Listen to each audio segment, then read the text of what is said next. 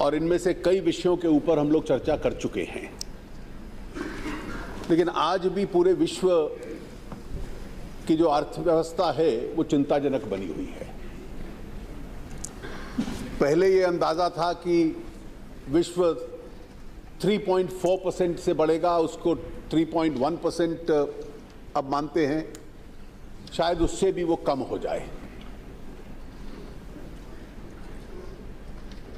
एशियाई देशों की जो अर्थव्यवस्थाएं हैं वो बाकी विश्व की तुलना में थोड़ी बेहतर हैं, क्योंकि उसमें चाइना और भारत का जो योगदान रहता है उसकी वजह से उसकी औसत थोड़ी बढ़ती है। उसकी भी अपेक्षा थी कि 5.9% पे वो बढ़ेगी, अब 5.7 का अंदाजा है। और इस 5.7 में जो चाइना का ग्रोथ है इस वक्त वर्ष 6.5% से थोड़ा आगे, फर्स्ट क्वार्टर उनका 6.7% का रहा, और भारत का पिछले वर्ष का जो योगदान था 7.6% का, उसका वजन जो है वो थोड़ा एशियाई ग्रोथ को अपने आप में बढ़ाता है। ये जो अक्सर कहा जाता था कि आने वाले वर्ष इन देशों के होंगे, तो आज लगभग 40% विश्व की अर्थव्यवस्था का बोझ एशियाई देश उठा रहे हैं। गंभीर स्थिति इसलिए भी है कि अभी तक पूरे विश्व में कोई ये अंदाजा नहीं लगा पा रहा कि ये जो मंदी की विश्व में स्थिति है, स्लो डाउन की, ये कितनी लंबी चलेगी और किस दिशा में जाएगी। ऑयल प्राइसेस, कमोडिटी प्राइसेस, ये कब तक इस स्तर पर रहेंगे इसका भी अंदाजा नहीं है। एक बात का तो हमें गर्व होता है कि 2 वर्ष लगातार, ऐसा पहले कभी इतिहास में नहीं हुआ कि सन 14-15 में 7.2% और 15-16 में अंदाजा 7.6%। भारत जो विश्व की बड़ी अर्थव्यवस्थाओं हैं उसमें सबसे तेजी से बढ़ने वाली अर्थव्यवस्था है। विश्व की तुलना में हम लोग सबसे आगे हैं, लेकिन हम लोग स्वयं ये मानते हैं कि हमारी क्षमता इससे भी ज्यादा तेज विकास करने की है, और उसमें कई ऐसे कारण हैं जिनका असर पड़ सकता है। ये पिछले 2 वर्ष जो 7.2% और 7.6% ग्रोथ हुआ, इसमें विश्व की अर्थव्यवस्था अपने आप में एक रुकावट थी। Global headwinds were against us, there was no tailwind supporting us, as a result of which our exports were shrinking, क्योंकि विश्व का व्यापार ही अपने आप में 4-5% तक श्रिंक कर चुका है। और इसके साथ साथ दोनों वर्ष बरसात की कमी रही, और जब बरसात की कमी रहती है तो उसमें केवल कृषि के ऊपर प्रभाव पड़े ऐसा ही नहीं है, लेकिन जो ग्रामीण क्षेत्रों में लोग रहते हैं उनके ऊपर भी, उनकी अर्थव्यवस्था पे नेगेटिव प्रभाव पड़ता है। और इस देश में कम से कम 55% लोगों की खरीदारी करने की जो क्षमता है उसके ऊपर एक असर पड़ता है।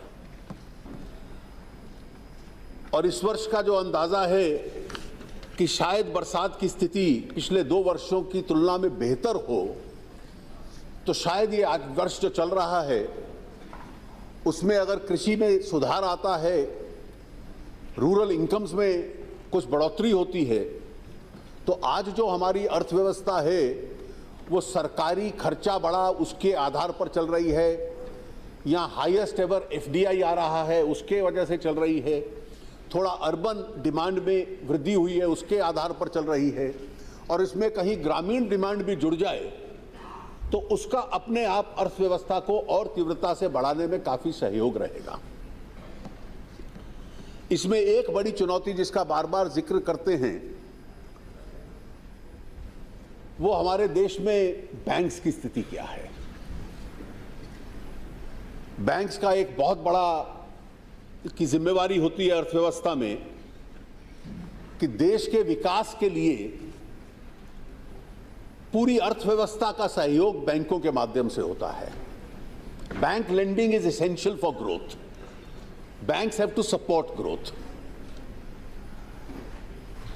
और बैंक्स में एनपीएस की स्थिति एक चिंता का विषय निश्चित रूप से है और सरकार का ये दृढ़ संकल्प है कि बैंकों को इस परिस्थिति में से बाहर निकालना है और उसके लिए ये सरकार पूर्ण रूप से बैंकों का समर्थन करेगी। बैंक्स में कैपिटल और डाला जाए, पिछले वर्ष भी हमने डाला था, इस वर्ष भी डाल रहे हैं। बैंक्स की मैनेजमेंट को प्रोफेशनलाइज किया जाए, तरह तरह के और ऐसे कानून जो बैंक्स को ताकत दें कि इस परिस्थिति से जूझने के लिए, उनके लिए भी हम लोग विचार कर रहे हैं। एक कानून आज ही लगा हुआ है संसद के सामने। इसमें हम लोग समझ लें कि ये जो एनपीएस की स्थिति है, इसमें एक कुछ मात्रा में तो ऐसे लोन्स भी हैं जो शायद गलत आधार पर दिए गए होंगे। उसकी अपने आप जांच होगी, कौन जिम्मेवार था, मैं उस दोषारोपण में नहीं जाना चाहता। लेकिन इसका एक बड़ा कारण है और हम सबको राजनीतिक क्षेत्र में इसको जिम्मेवारी से समझ लेना चाहिए कि जब विश्व में मंदी का दौर था और बिजनेस साइकिल्स कुछ क्षेत्रों के कमजोर होते हैं, तो केवल वो क्षेत्र कमजोर नहीं होता, वो सेक्टर कमजोर नहीं होता, उसकी कमजोरी का बैंकों की बैलेंस शीट के ऊपर भी प्रभाव पड़ता है। इसको हम ट्विन बैलेंस शीट प्रॉब्लम कहते हैं। मैं उदाहरण के तौर पे, जैसे स्टील के क्षेत्र में एक बहुत बड़ी चुनौती थी और ये पूरे विश्व में है कि चाइना में जो सरप्लस कैपेसिटी स्टील की है, कम दाम पर, सस्ते दाम पर बाकी दुनिया के बाजारों में चाइना अपना स्टील बेचता है और वहां की स्थानीय कंपनियां उस दाम को मैच नहीं कर पाती क्योंकि वो शायद कॉस्ट से भी कम पे बेचता है। और जो अभी हमने पढ़ा कि टाटा स्टील ने कहा कि हम ब्रिटेन में से बाहर करेंगे, ये वही समस्या थी। अमेरिका ने तो लगभग 266 और 275% एंटी डंपिंग ड्यूटी लगा दी चाइना की स्टील के ऊपर। यूरोप नहीं लगा पाया और उसमें यह स्थिति थी। हम लोगों ने भी कई कदम उसमें उठाए और सबसे बड़ा योगदान इन एनपीएस में स्टील सेक्टर का है, क्योंकि अगर हमारी कंपनियों का स्टील नहीं बिकेगा तो स्वाभाविक है कि उन कंपनियों में तकलीफ आएगी, उनकी बैलेंस शीट में तकलीफ आएगी और वो बैंक का ऋण नहीं दे पाएंगे और ऋण के ऊपर जो ब्याज देना है वो भी नहीं दे पाएंगे। और इसलिए इस समस्या के हल के लिए हमने थोड़ा कस्टम ड्यूटी बढ़ाई, थोड़ा अन्य कार्रवाई की और उसके बाद हमने मिनिमम इंपोर्ट प्राइस फिक्स कर दिया कि इससे कम दाम पर कोई स्टील भारत के अंदर नहीं आ सकता। उसका एक अच्छा असर हुआ कि हमारी स्टील मिलों का पिछले 3-4 महीने से दोबारा से रिवाइवल शुरू हो गया और ये क्षेत्र टर्न अराउंड करने लग पड़ेगा। उसी प्रकार से हाईवे सेक्टर के हाईवे प्रोजेक्ट बिल्कुल स्थायी स्थिति में थे। जब ये सरकार 2 साल पहले आई तो पहले 17 टेंडर्स जो हम लोगों ने निकाले थे, उसमें एक व्यक्ति भी हाईवे का ठेका लेने को तैयार नहीं था। वो 6 सेक्टर बन चुका था। डिस्प्यूट्स थे हाईवे अथॉरिटी के साथ और इसलिए नेशनल हाईवे अथॉरिटी में जो पब्लिक फंड्स थे सरकारी बजट के माध्यम से हमने खूब डाले और पिछले 2 वर्षों में हाईवे सेक्टर एक बहुत बड़े तरीके से रिवाइव हुआ है। तो उसके जो कॉन्ट्रैक्टर्स थे, उनके जो एनपीएस हैं, वो भी अब बेहतर स्थिति में आने की उनकी संभावना बन रही है। चीनी का दाम दुनिया के बाजार में 18 रुपए किलो हो गया था, इसलिए भारत की चीनी मिलों के ऊपर एक असर था। आज थोड़ा बड़ा है और उससे शुगर सेक्टर के अंदर भी थोड़ी राहत मिली है। उनके जो एनपीएस हैं वो धीरे धीरे करेक्ट होने शुरू होंगे। इसी प्रकार से जो स्टेट डिस्ट्रीब्यूशन कंपनीज हैं बिजली की, डिस्कॉम्स, उसके संबंध में उदय योजना हम लोग लाए हैं। तो इसलिए एनपीए की स्थिति को हम लोग एड्रेस कर रहे हैं और आने वाले महीनों में जो प्रोविजनिंग करके एनपीए कागज पर बड़े दिखते हैं, धीरे धीरे फिर वो जब पूरे, एक तो सरकार की नीति है, आरबीआई की ने भी ये नीति बनाई कि एनपीए छुपाने से एनपीए की समस्या का हल नहीं होगा। ईमानदारी से वो बैलेंस शीट में रिफ्लेक्टेड हो और फिर उस समस्या को हल करने का प्रयास करें, कैपिटलाइजेशन करके, बैंक्स को प्रोफेशनलाइज करके और जो सेक्टोरल तकलीफ है उनका एक प्रकार से हल ढूंढने से। अध्यक्ष जी, कल चर्चा के दौरान, क्योंकि राजस्व का प्रश्न है तो इसलिए डायरेक्ट इनडायरेक्ट टैक्सेशन के ऊपर कई प्रश्न आए थे। पिछले 2 वर्ष जो कि विश्व में मंदी के वर्ष हैं, सन 14-15 में जो टोटल हमारा रेवेन्यू था वो 9.4% इंक्रीज हुआ और पिछले वर्ष तो लगभग 17% बढ़ा। और इस 17% बढ़ने से पहली बार इस देश में जो हम बजट एस्टिमेट्स देते हैं, उस दिन तो हम कह देते हैं कि फलां क्षेत्र में इतना खर्चा होगा, लेकिन आखिरी 3-4 महीनों में उसको काटना शुरू कर देते हैं। पिछला वर्ष पहला वर्ष यह है जबकि जो वास्तविक खर्चा हुआ है वो बजट एस्टिमेट से ज्यादा है, कटा नहीं, where we exceeded the budget estimates. और इस साल भी इस बढ़ते हुए राजस्व की वजह से विकास कार्यों में जो सरकारी योजनाओं में पैसा जाना है वो रिकॉर्ड हाईएस्ट एवर हम लोग डाल रहे हैं।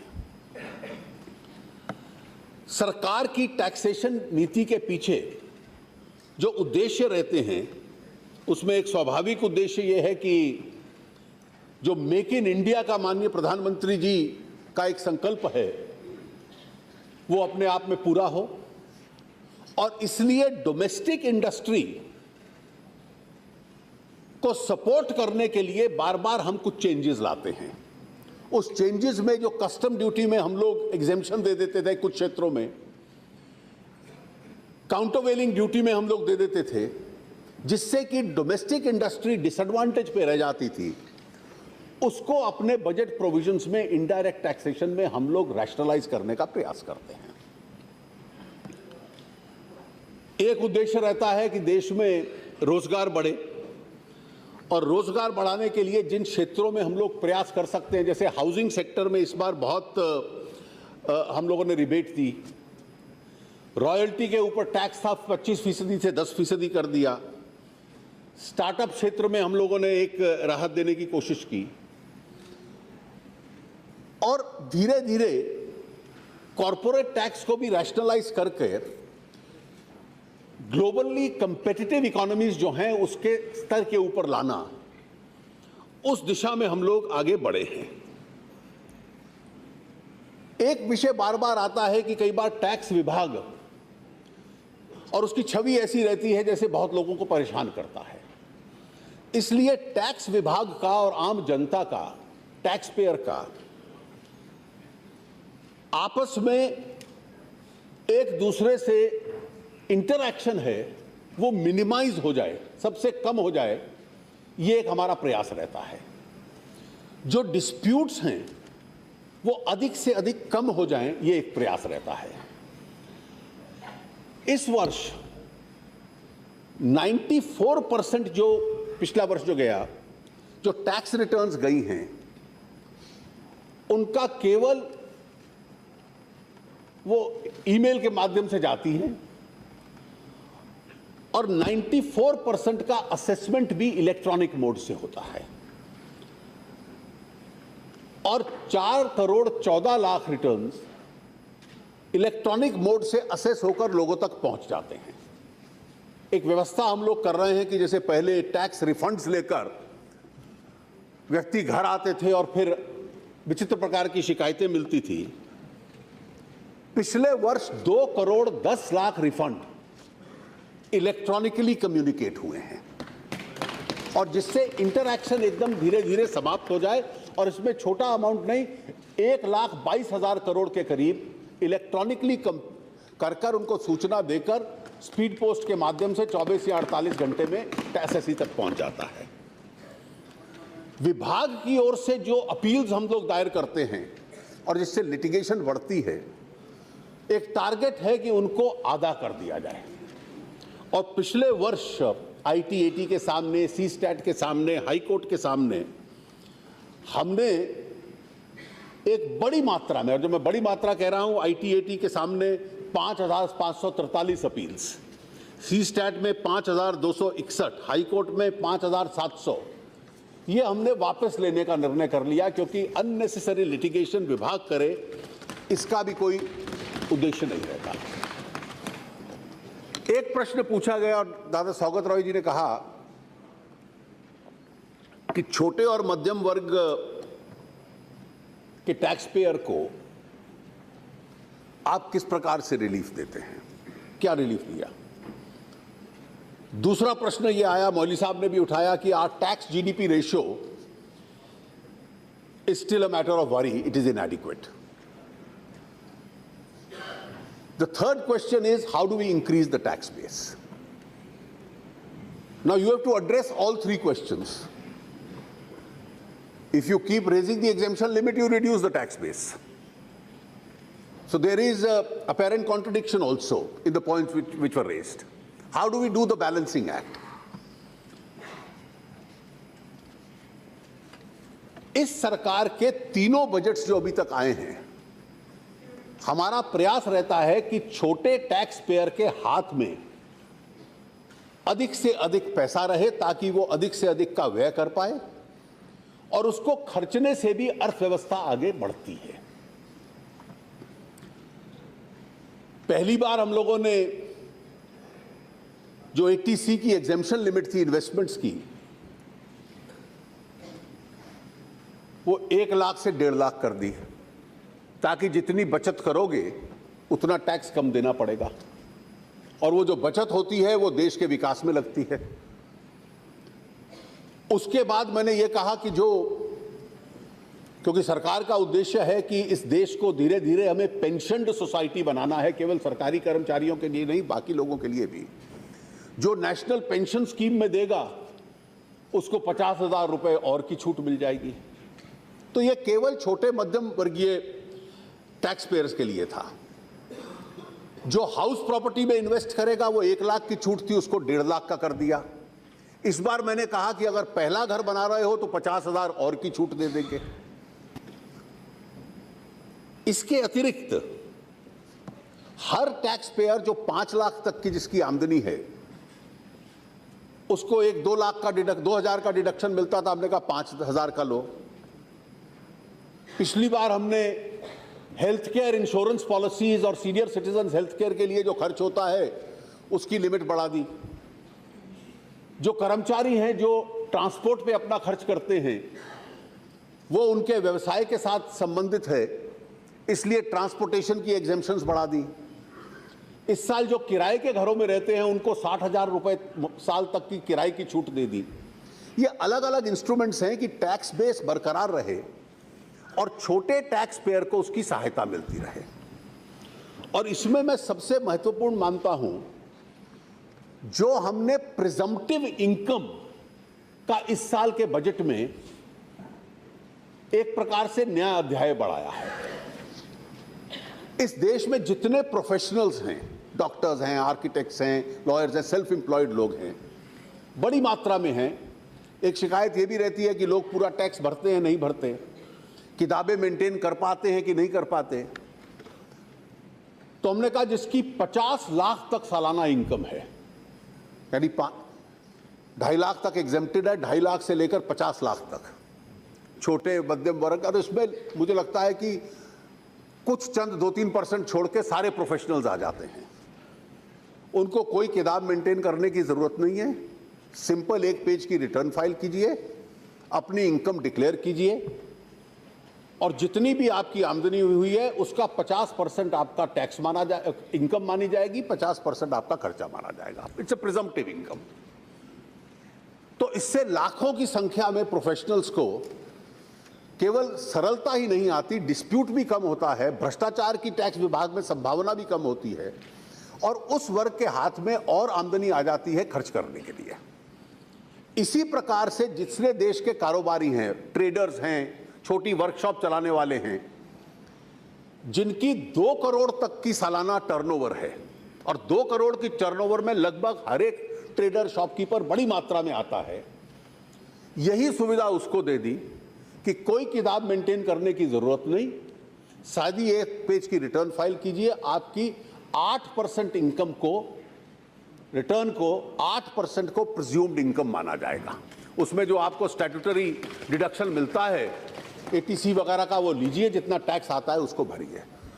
तो लगभग जितने भी, जैसे सैलरीड एम्प्लॉयज की रिटर्न सरल होती है, प्रोफेशनल्स की, छोटे मध्यम वर्गीय ट्रेडर्स की, इन सब को इस प्रकार से जो रिलीफ देना कि उनके हाथ में एक प्रकार से आमदनी आ जाए, these are all reliefs to the small and the middle level tax payer, both procedural and substantive itself. एक प्रश्न उठा कि ब्लैक मनी के संबंध में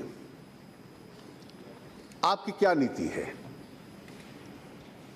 क्यों सरकार कदम नहीं उठा रही है? और मोहली साहब ने तो कहा कि हम लोगों की सरकार थी, तो एक बार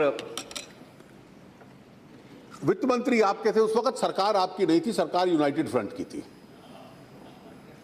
97 इज द ईयर कि हम लोग एक स्कीम लाए थे जिसमें 33,000 करोड़ ब्लैक मनी आ गई, आपकी बहुत कमाई। अध्यक्ष जी, पहली बार हम लोग कानून लेकर आए कि विदेशों में जो पैसा है, जिस किसी का कोई एसेट है, आप डिक्लेयर कीजिए। एचएसबीसी के अकाउंट्स में 6,500 करोड़ असेस हुआ, लिंचनस्टाइन के अकाउंट्स में हुआ, उनके खिलाफ प्रोसिक्यूशंस फाइल हुए। ब्लैक मनी कानून के तहत बहुत संख्या में लोगों ने डिक्लेरेशंस दिए, उसमें टैक्स आया, 4-4,500 करोड़ रुपया उसमें डिस्क्लोज किया गया। उसके अतिरिक्त भी पिछले वर्ष में हमने असेसमेंट्स के माध्यम से 71,000 करोड़ डायरेक्ट और इनडायरेक्ट टैक्सेशन में further black money normal procedures में अनर्थ की है।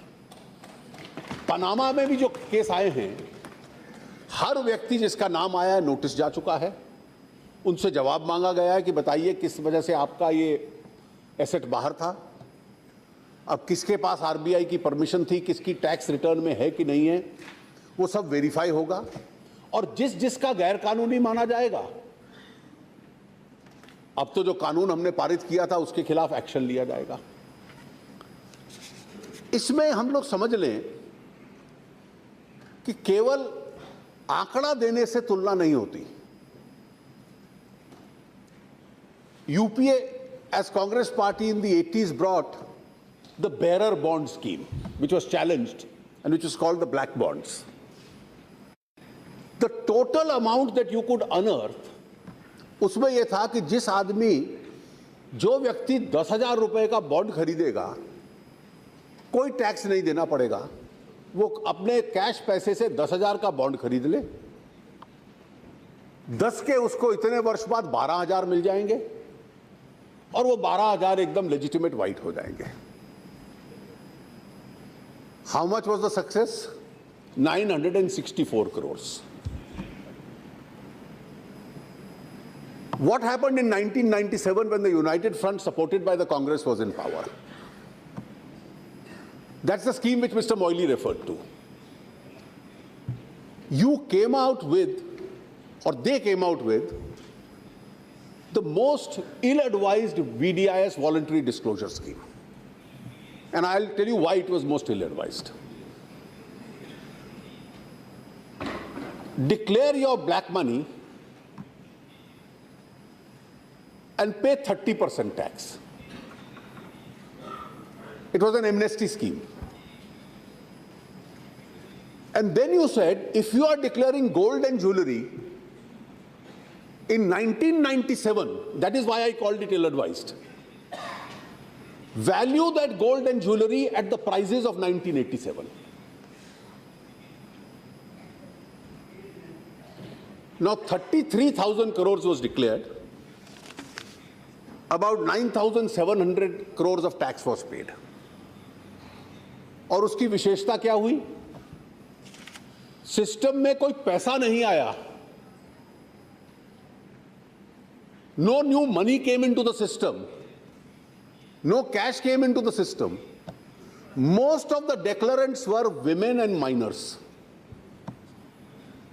लोगों ने अपने माइनर बच्चों के नाम पर या पत्नियों के नाम पर ज्वेलरी या प्रॉपर्टी थोड़ी सी दिखानी शुरू कर दी और 97 में कहा कि 1987 की वैल्यू पे ये मेरी ज्वेलरी है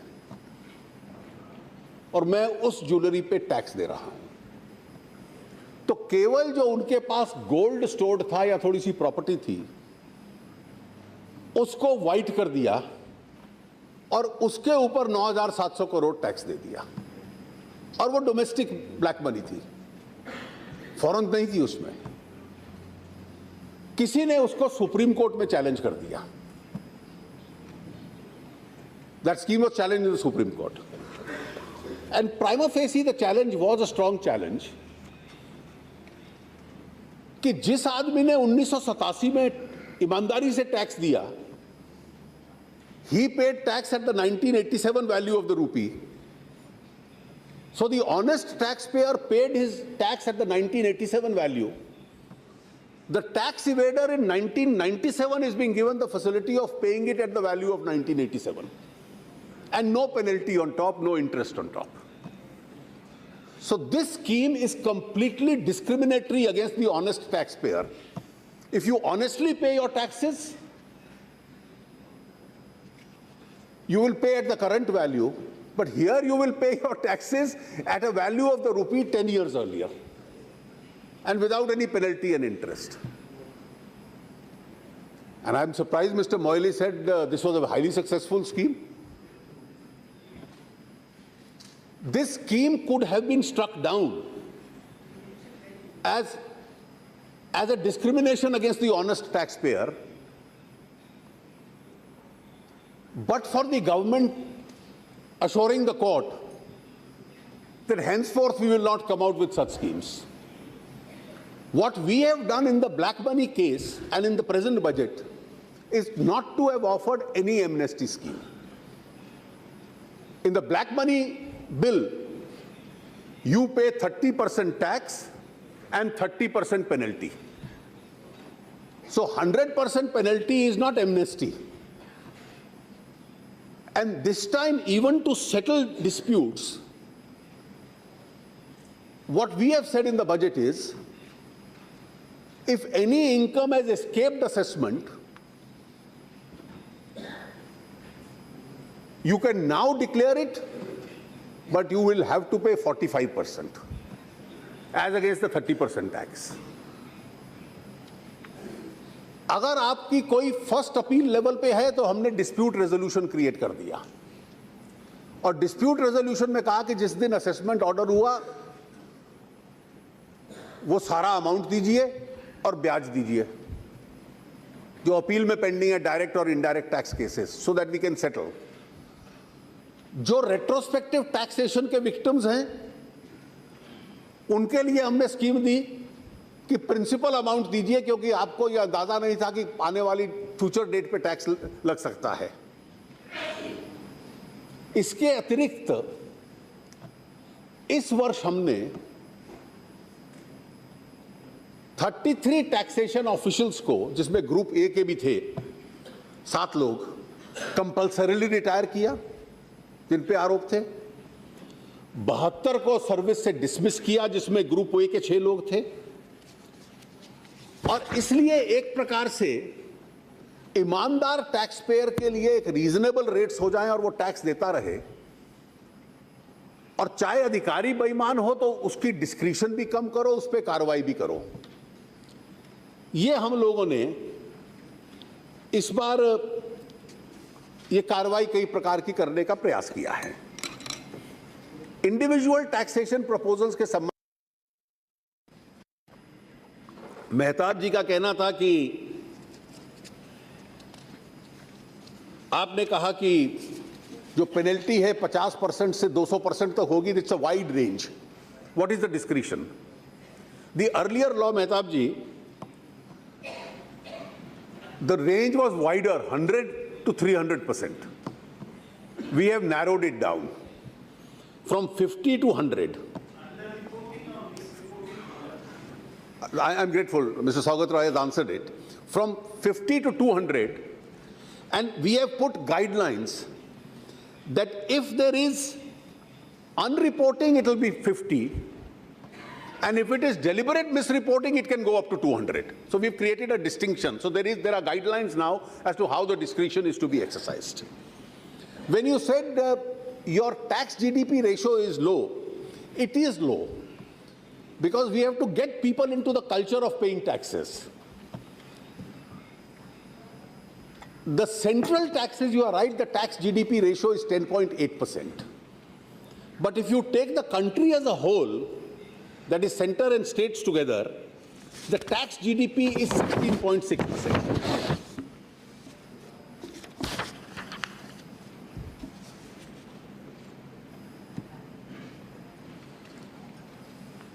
Mehtab ji also raised this question of remission. कि रेमिशन जो नहीं करता उस वक्त ऑफर नहीं करता उसके खिलाफ अपील नहीं है, उस स्टेज पे नहीं है, लेकिन फाइनल असेसमेंट ऑर्डर के खिलाफ अपील है, and he can take that ground at that stage. So some remedy is there. You can't have multiple remedies which will only increase litigation. Mr. Saugat Roy wanted to know what steps you are taking to live up to what you have said to bring down corporate tax rate to 25%. If I abruptly bring it down, I had linked it to the phasing out of the exemptions. So as I will phase out exemptions, this year we have, because exemptions are to be phased out with effect from dates which were notified in those exemptions. This year nothing gets phased out. So I would suffer a hit and not be able to maintain the fiscal deficit. But to show my honest intention, हमने दो चीजें इस बार की दादा, कि जो नया manufacturing unit लगाता है इस देश में और कोई एग्जेम्पशन क्लेम नहीं करता तो उसको सीधा 25% टैक्स लगेगा प्रॉफिट पे, और जो 5 करोड़ से कम वाले हैं इस साल उनका 1% हम कम कर रहे हैं और 1% कम करते हुए उसको 25 तक लाएंगे. इस बार हमने उसका भी 1% कम कर दिया. कुछ लोगों ने कृषि की टैक्सेशन के बारे में कहा, इसमें संविधान में स्पष्ट प्रावधान है और इस दिशा में केंद्र का कोई इरादा नहीं है इसको लगाने का, क्योंकि कृषि क्षेत्र वैसे भी दबाव की परिस्थिति में है. एक विषय जो मैं कहूंगा जितेंद्र रेड्डी जी ने उठाया, sir, in any case Mehtab ji, you are a veteran in this house. This category of people earning from agriculture in crores is very little. And in any case, please remember, under the Constitution of India, the center has no power. It's a state subject. And I would advise you not to advise your chief minister to levy it in Odisha. ये आपके अधिकार में है, पर उड़ीसा में मत लगाइए.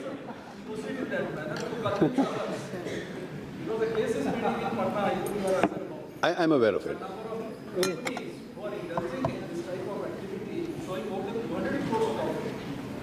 देखिए, जो दो अलग अलग कैटेगरीज हैं.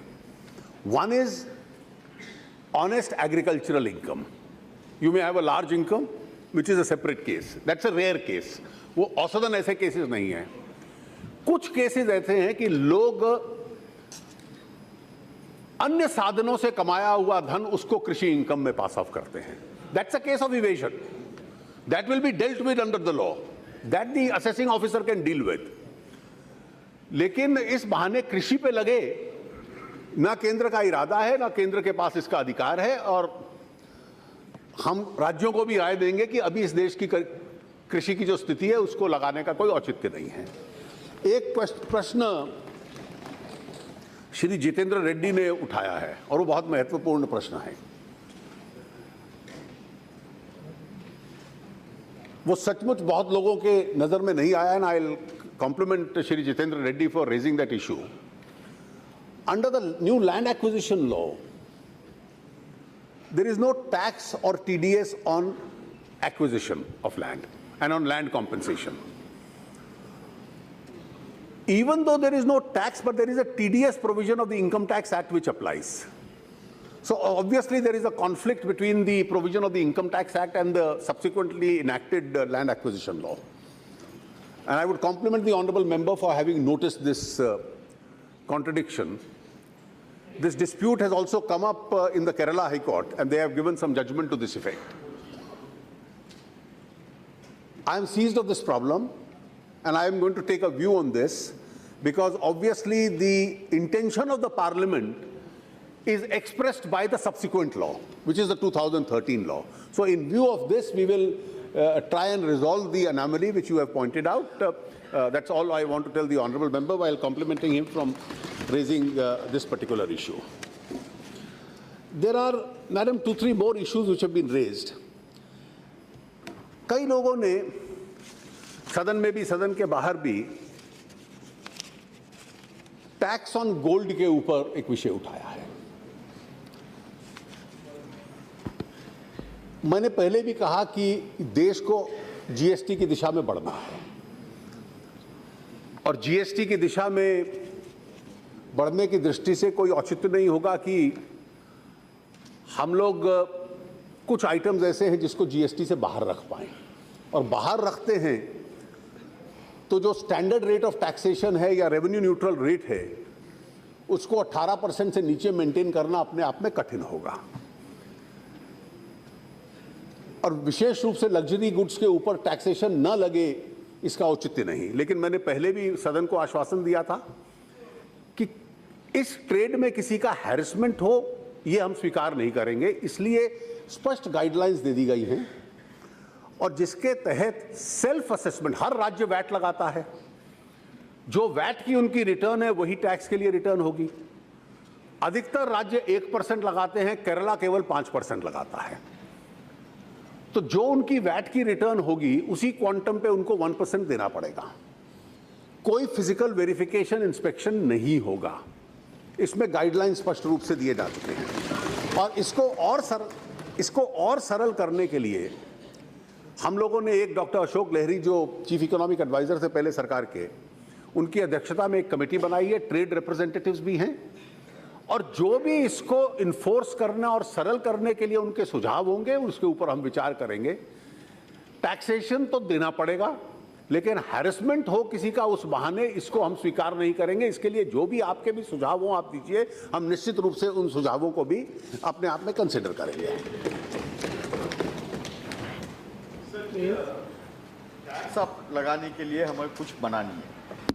अभी जब भी कोई ओनर जाता है कोल्ड स्मिथ के पास में और बोलता है उसके पास कि ये हमको हार बना के दीजिए, तो हमारे चार मीनार के गलियों के अंदर में, हैदराबाद के चार मीनार के गलियों के अंदर में, वहाँ पे क्राफ्ट्समैन रहते, कारीगर रहता है, तो वो बहुत Bengali people have come settle there as कारीगर्स। अब ये कारीगर के पास पे जो वो काम करा लेता है, कराने के बाद में अगर वो शॉप पे जाएगा तो शॉप के अंदर में आप टैक्स कीजिए, बट वो कारीगर के पास में अगर वो जाके वहाँ पे टैक्स बिल्कुल स्पष्ट लेगा। आपका सुझाव सही है, इसलिए इस दुष्प्रचार का हिस्सा ना बने। जो प्राइमरी मैन्युफैक्चरर है उस पे लगता है, जिसकी पिछले वर्ष 12 करोड़ की टर्नओवर थी और इस वर्ष 6 करोड़ की टर्नओवर है, वो कारीगर नहीं होता। वो मेन ये रिटेल बिग शोज रूम्स के ऊपर है, ये मिनिमम थ्रेशोल्ड है, ये मिनिमम थ्रेशोल्ड है, ये उसी पे है। जॉब वर्क पे नहीं है, जॉब वर्क पे नहीं है। मैं केवल इतना कहूंगा कि इस पे जो भी इस चीज को इंश्योर करने के लिए डॉक्टर लहरी कमेटी सुझाव देगी, जिसमें ट्रेड रिप्रेजेंटेटिव्स भी हैं, उसको हम लोग निश्चित रूप से कंसिडर करेंगे। और इसके साथ साथ नहीं लग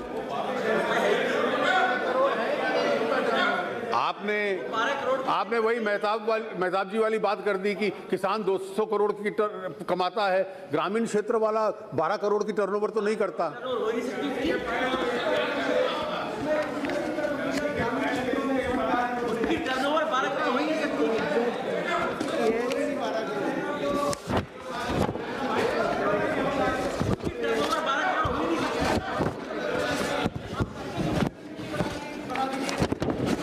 देखिए, मैं दीपेंद्र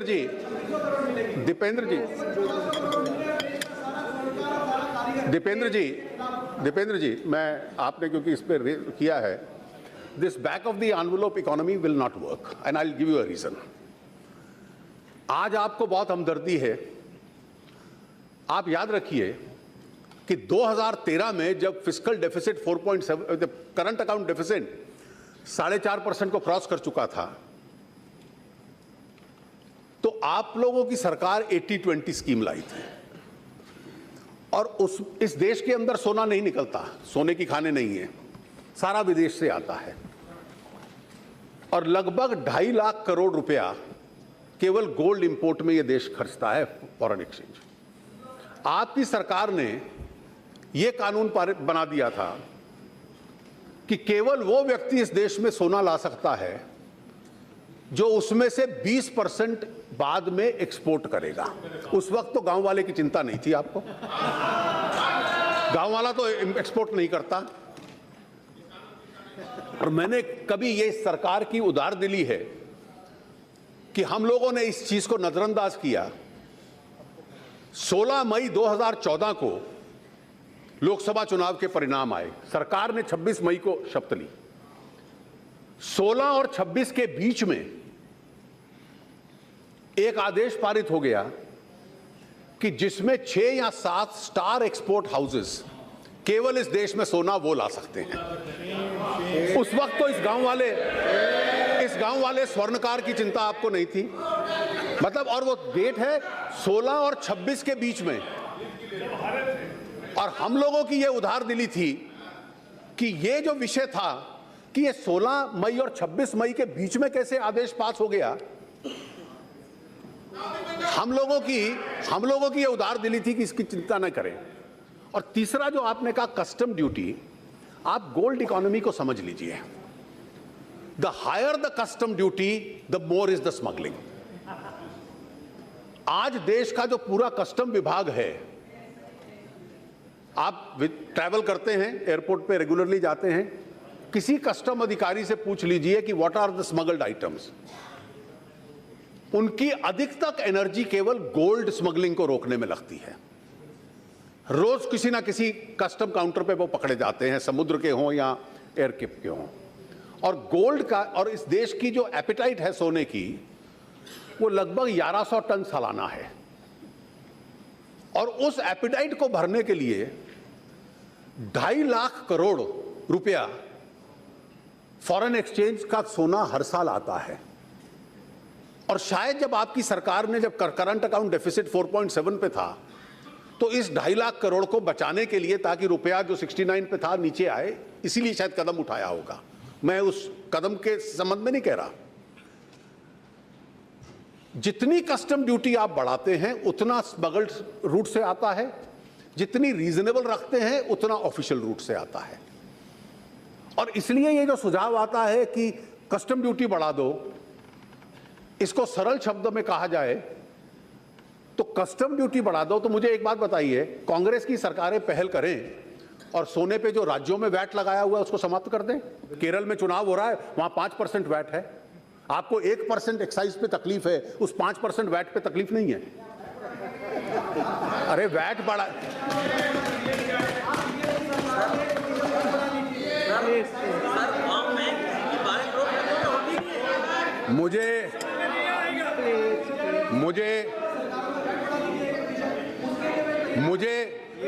मुझे आज तक ये राजनीति, ये अर्थव्यवस्था समझ नहीं आई कि सूट से तो आपको घृणा है लेकिन सोने से बहुत लगाव है।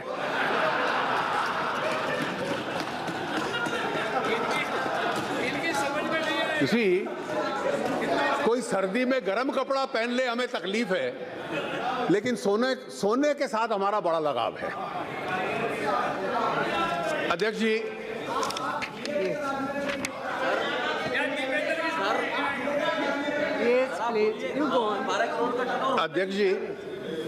अध्यक्ष जी, इस वित्त विधेयक में आरबीआई एक्ट में भी तब्दीली की गई है और देश की अर्थव्यवस्था के संचालन में इसमें आरबीआई से भी चर्चा हुई और आरबीआई के साथ कंसल्टेशन में ये अमेंडमेंट्स हम लोगों ने ड्राफ्ट किए हैं कि देश में मुद्रास्फीति कम हो,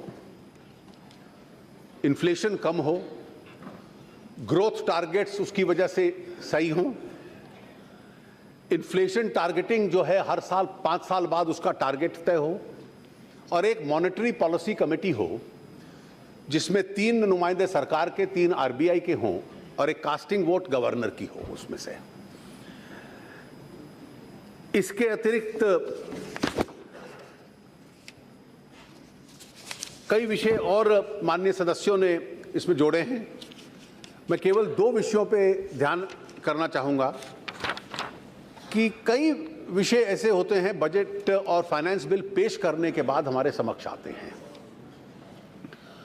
और समक्ष आने के बाद उस पे हम सुनवाई करते हैं, और 4-5 ऐसे प्रपोजल हैं जो मैंने अमेंडमेंट्स दे दिए हैं जिनमें छोटी छोटी तब्दीलियां की हैं। कोई उस पर स्पष्टीकरण चाहेगा तो मैं दे सकता हूं। एक अंतिम विषय जो माननीय मेरे मित्र में हर बार चर्चा होती है, और मैं उसका इस बार थोड़ा आंकड़ों के साथ जवाब देना चाहूंगा।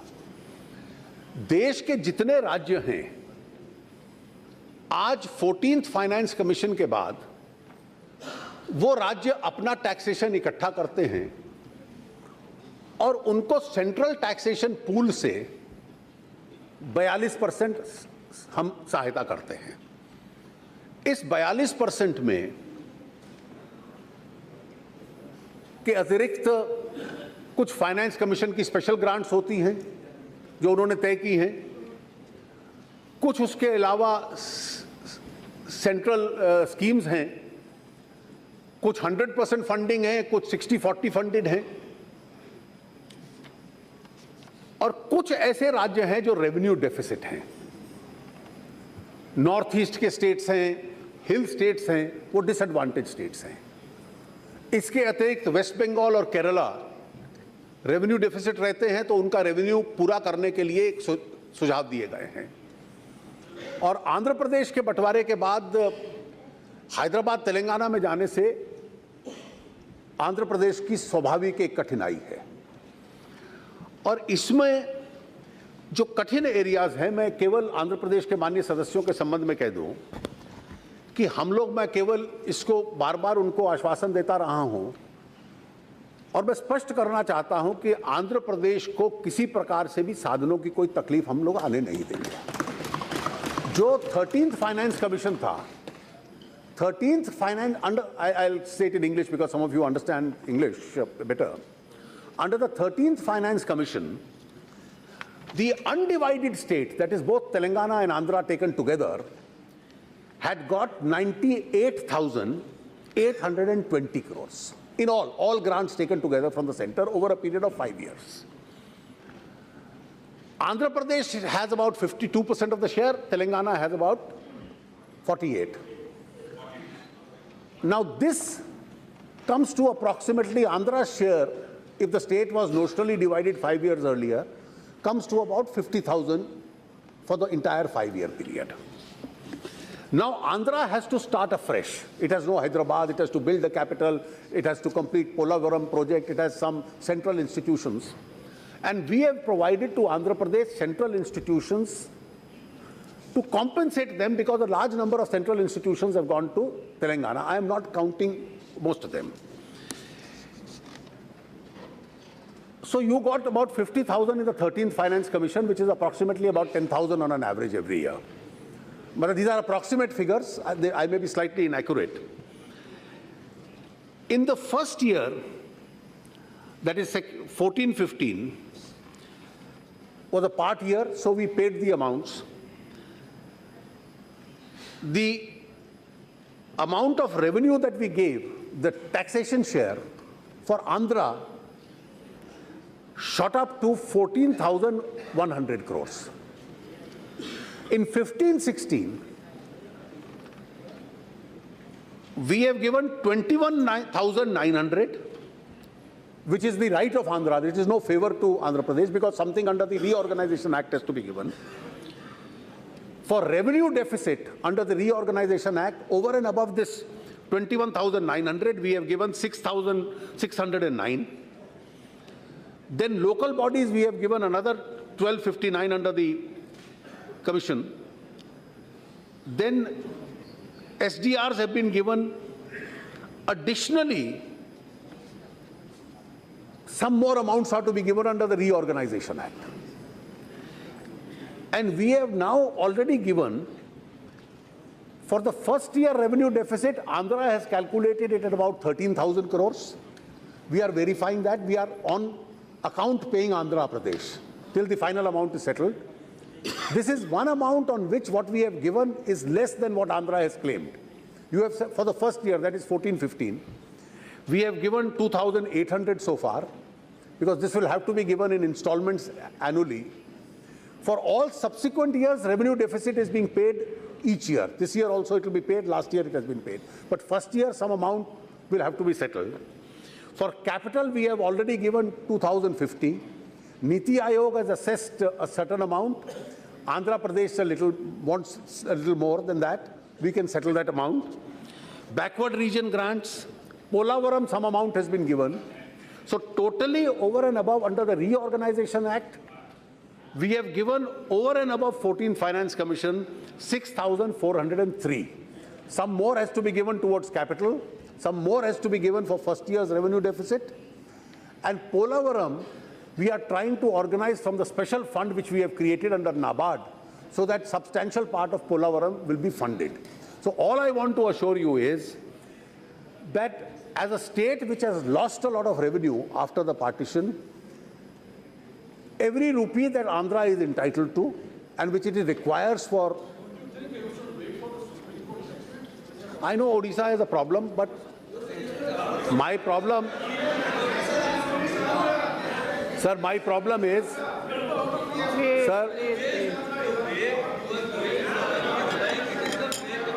Sir, my problem is... I'll tell you, it's not a problem.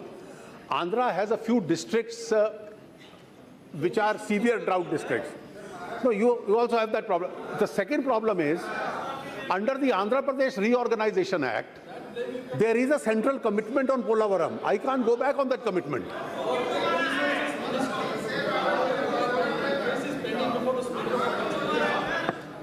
We will, if Odisha has a... Sir, we will settle it. We can address...